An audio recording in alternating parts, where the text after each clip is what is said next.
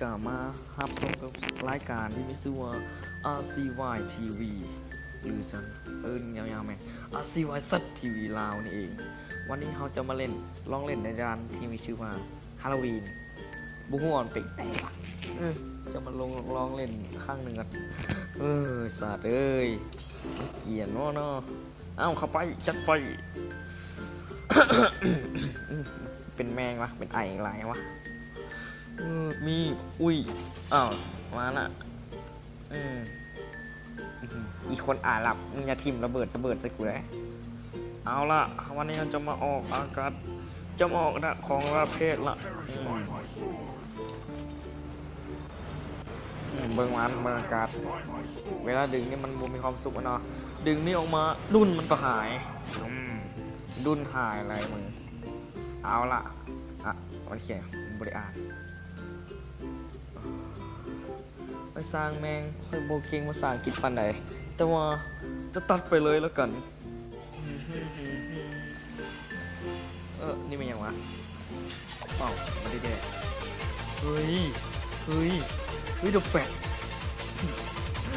Fat เดี๋ยวลูกโอบพิเศษแมงกดแลนไวเลยเอ้า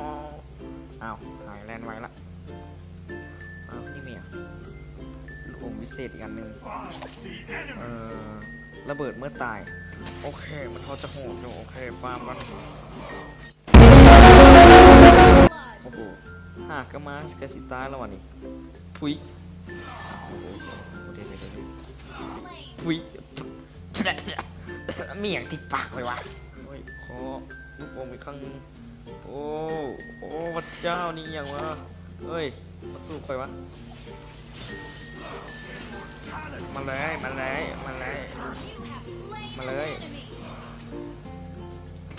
ยดูหนึ่งเพลิงดุนตายแล้วมันตายอย่างเดียวมันตายไปกันเดี๋ยวหาเกิดมาได้2 คนเลยวะยอดเยี่ยมมาเฟี้ยวฟ้ามาหาเปล่าไม่อย่างวะนี่นี่บุเคยสร้อยนี่ไม่อย่างวะHappy feet, one more combo. That ain't Falco.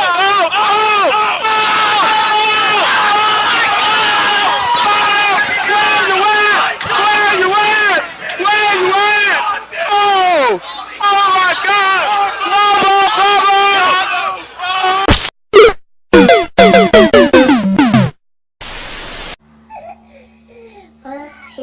ปวดหัวจริง ปวดหัวมึงจริงๆนี่อะไรเนี่ยได้นี่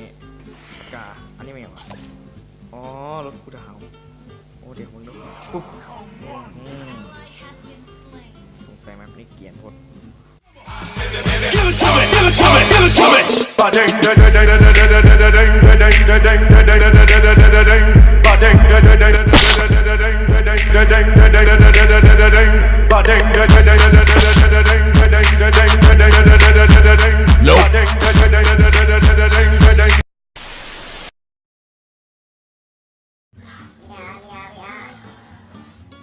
อาแป๊บนึงแล้วค่อยจะไปกัน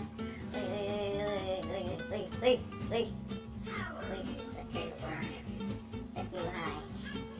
คิดใจแล้วเลยสกิลแห้งวะวัดหอดไปนั่นไปยังไป สกิลนี่แมวสกิลเพิ่มพลังเกียนโคตรเลย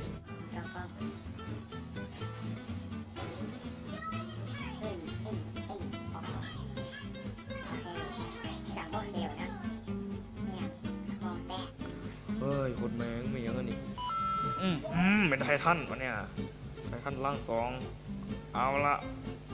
ไททันคนนี้จะไปว้าวอย่างไรระเบิดตุ้มตามไปหมดเลยมาเลยระเบิดให้ตุ้มตามไปเลยมาจะระเบิดให้ตุ้มตามไปเลยเอามา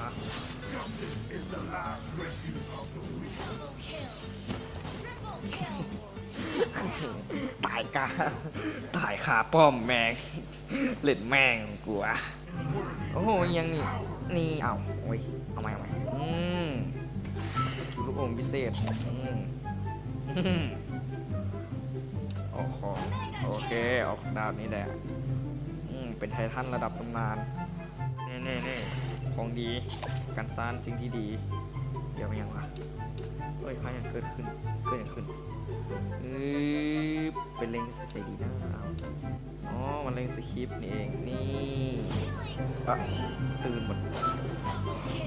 โอ้ยวัดเลยเห็นไหมแต่ระเบิดงูหนึ่งระเบิดหน้าโง่ไอเซอร์มันนี่ดิโอ้โหไททัน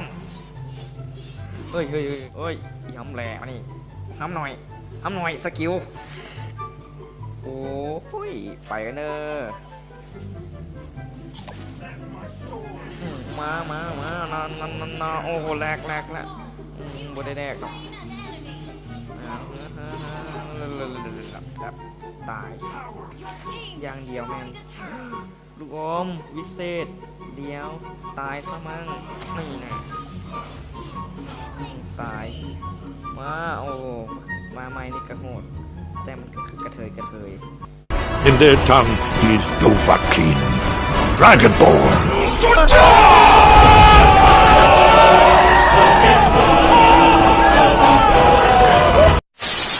สูอะไรอย่างสู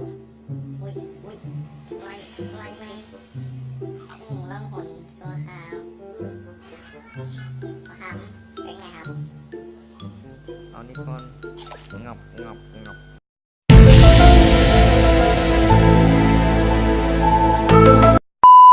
ชนะเรายอมแพ้หาแม่งอย่างมันเศษดีวะแพ้เยี่ยงวะมาเลยไปย่อป้อมจ้าอยู่บ้านนั่นแหละพี่ไปแล้วไม่อยู่แล้วมาเลยเหี้ยตายหมดเฮ้ยเหี้ยอุ้ยพิเศษมาก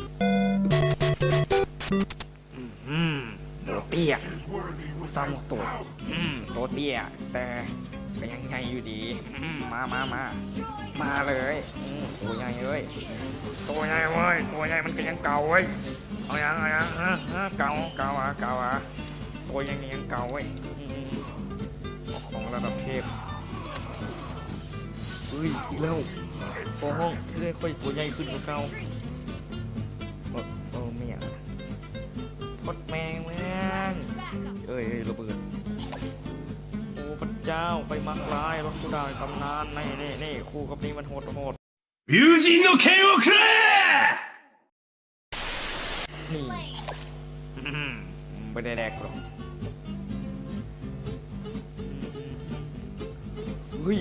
ป้อมเดินให้เดียว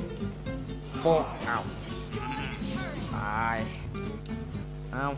จัดไป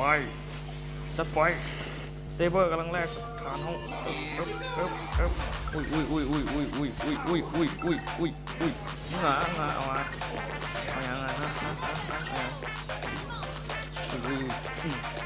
แมงตายป้องแตกแล้วเฮ้ยมันหนาวมันเสียวมันหนาวเย็ดระเบิดฟักทองปูดให้หม้อฟักทองคว่ำไผ่เพชรคว่ำวะโอ้ยเย็ดอย่างวะค่อยเป็น MVP ยังจังสิยังไม่ได้สังเกตเฮ้ยยังไม่ได้สังเกตไปว่าแป๊บนึงจบก่อนจบในบทกันว้าวจบนี่บทเลยยังไม่ได้สังเกตโอเคก็ขอจบเท่านี้เนาะกับผมมีอย่างไรเนาะเข้ามาเล่นเพียงแต่เข้ามาเล่นดานฮาโลวีนเนาะมาให้ดูคานเบิ่งเนาะไปกดไลค์กดซับให้เฮาน้ำวันนี้ก็ขอจบเพียงเท่านี้เนาะบ๊ายบายผมมีอย่างไรเนาะบ๊ายบายเนาะอันนี้ก็ดีทูชแนลกับแมนมัสเตอร์สตอรี่วันวางเฮาก็มาเล่นกับเราโอเคบาย